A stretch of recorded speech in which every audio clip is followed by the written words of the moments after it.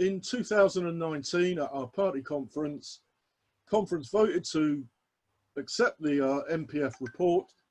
That included the following passage from my report, the international one. It said, Commission considered the ongoing situation in Venezuela, having received submissions which unanimously voiced opposition to US interference in the country. The Commission agreed that the people of Venezuela should determine their own democratic future, free from external influence or military force. So that was in September. Earlier in May this year, the consultative paper is published in mid-May, and that generally supportive passage on Venezuela has been turned into a statement that's much more critical. It says there are unresolved political tensions where human security and civil liberties are regularly bypassed, such as in Venezuela. Now, in the real world that you and I live in, the only thing that's changed since September is that Trump has dispatched a naval task force to the Caribbean to patrol the coast patrol the Venezuelan coast, and more recently there's been a mini Bay of Pigs type invasion or incursion by mercenaries that set to sea from Colombia.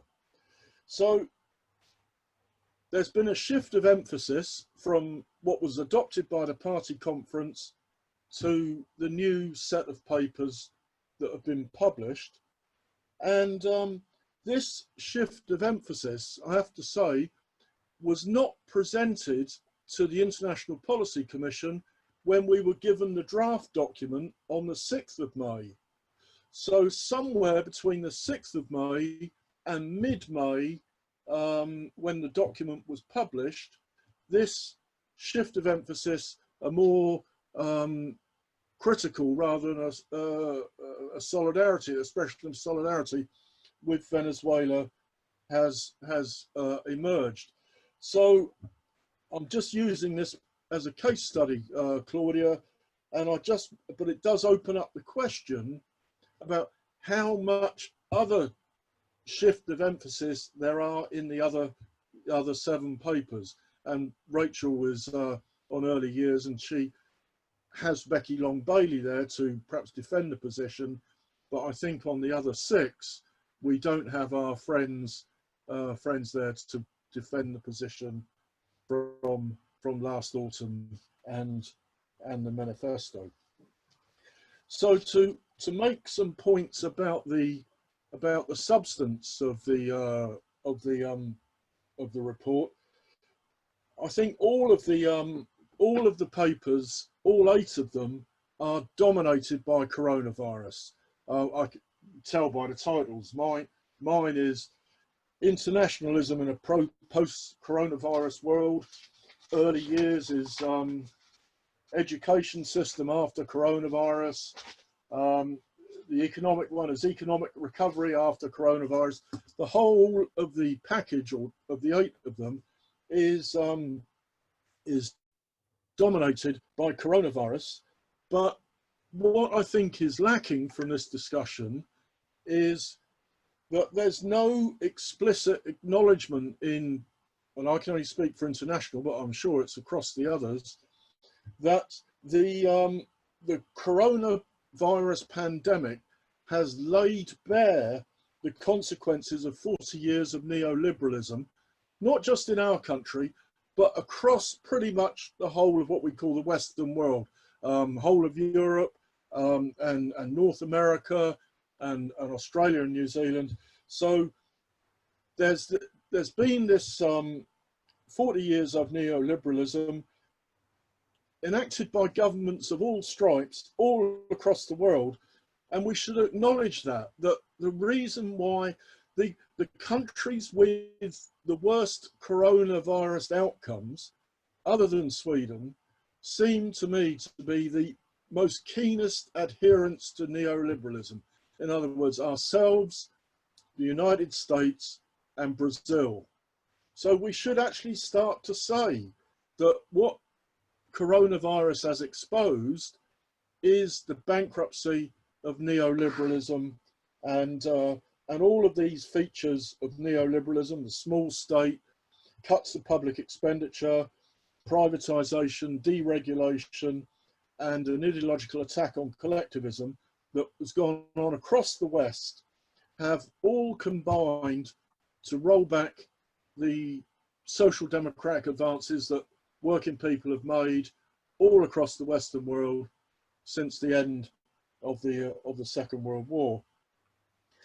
And I think a consequence of this neoliberalism, and it's a question posed in the paper but not properly answered, is that in the era of neoliberalism and globalization, there's been an ideological capture of the institutions of world financial governance. The IMF, the International Monetary Fund, and the World Bank have been captured by the neoliberals.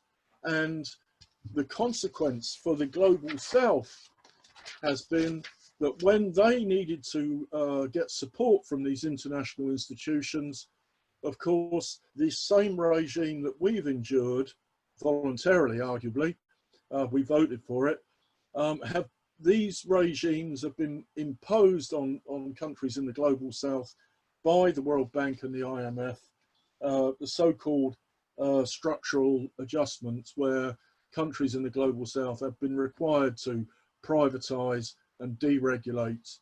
And additionally, asymmetric trade deals have opened up markets in the global south to US and European capital at the expense of local domestic industries.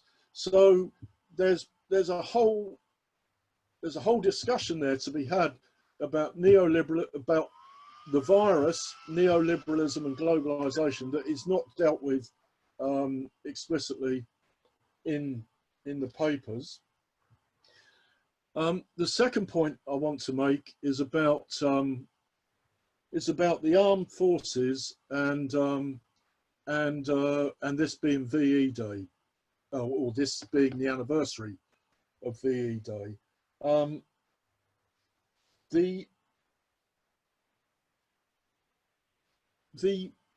The paper just almost mentions in passing that this is the 75th anniversary of VE Day, and that's not located in any political context.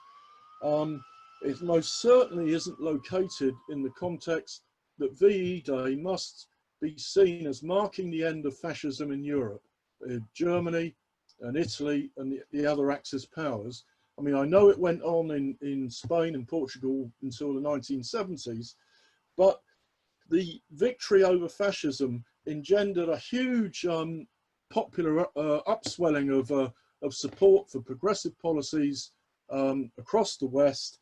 And of course, in Britain, it ushered in the NHS, the welfare state, and so on. But so the document, although it refers to VE Day, doesn't locate it in any particular context, and what that meant both for us and other countries in Western Europe.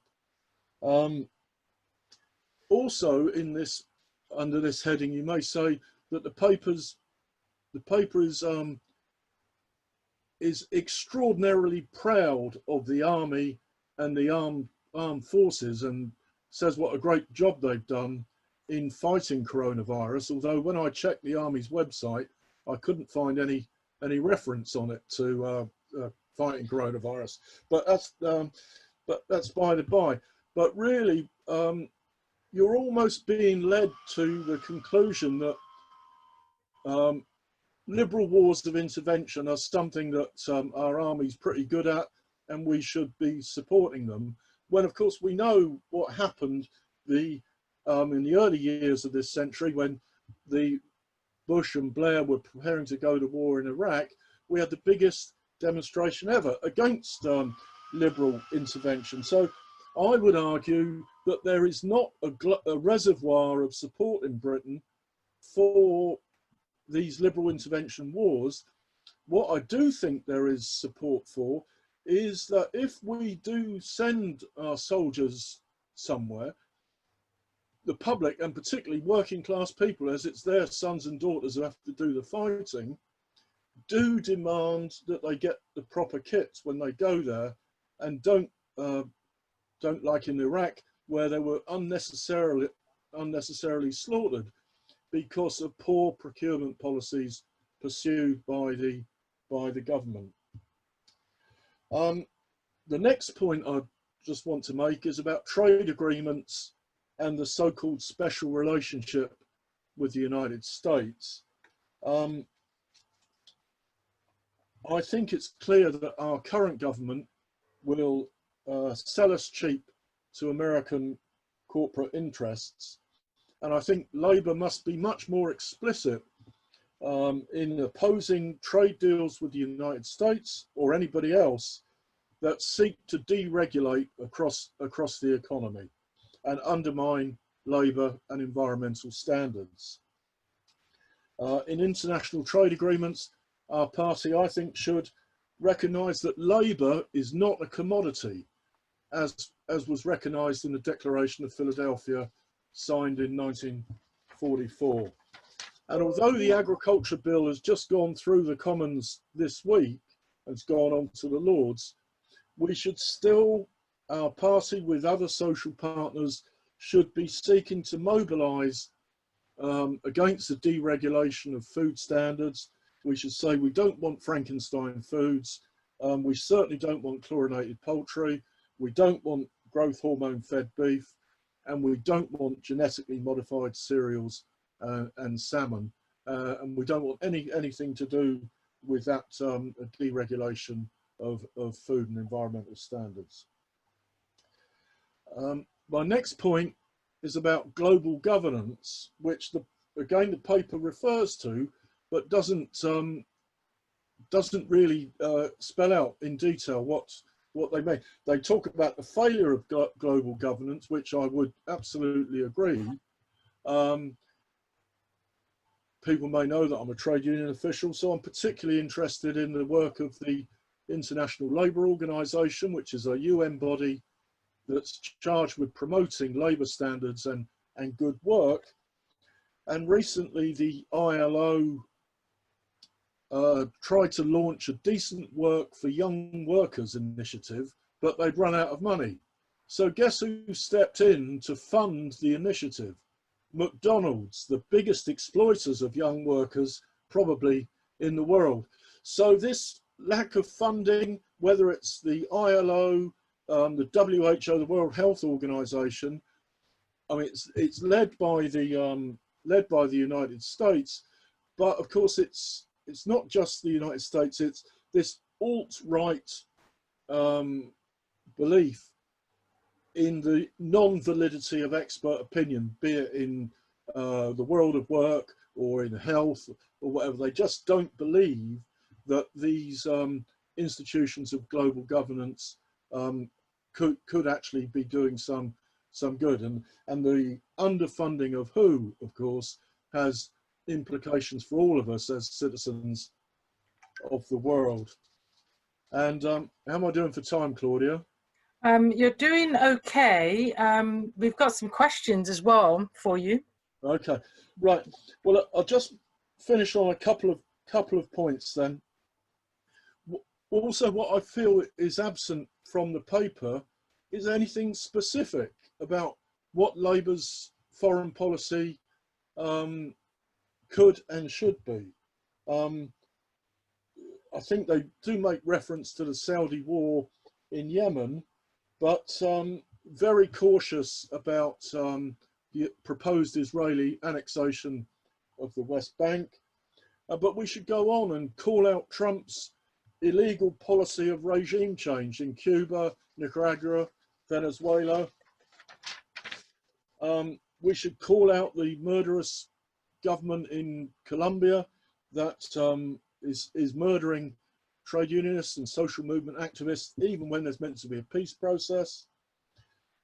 We should call out labour abuses in Bangladesh that led to hundreds of women workers being locked into a factory and dying when the factory caught fire. And we must acknowledge that as a former imperial power, we've got some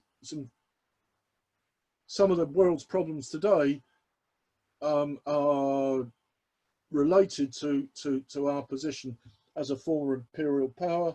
For example, I think Rachel referred to Kashmir, but also there's on a smaller scale, there's the issue of the handing over of Diego Garcia and the Chagos Islands to the Americans to use as a military base, and the forced resettlement of the population. And of course, other European powers are also equally have to equally acknowledge their past.